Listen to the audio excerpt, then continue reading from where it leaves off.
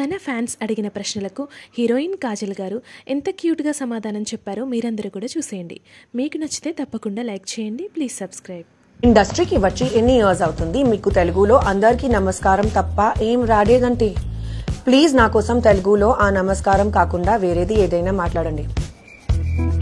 అందరికీ నమస్కారం. అందరికీ నమస్కారం. అందరికీ నమస్కారం. అందరికీ నమస్కారం. అందరికీ నమస్కారం. అందరికీ నమస్కారం. ఏం మాట్లాడుతున్నావు భాష? నాకు తెలుగు రాకపోవడం ఏంటి? ఇదేనా నా గురించి నీకు తెలిసింది? నా తెలుగు అంతా మనసులో ఉంటుంది, కానీ తెలుగులో మాట్లాడంటే డౌట్ వస్తుంది, ఇది రైటా రాంగా అని. బట్ నాకు తెలుగు బాగా తెలుసు. ఇప్పుడు మాట్లాడుంటే ఫీల్ చాలా బాగుంది. కెమెరా ముందు మాట్లాడకపోతే నాకు తెలుగు రానట్టేనా?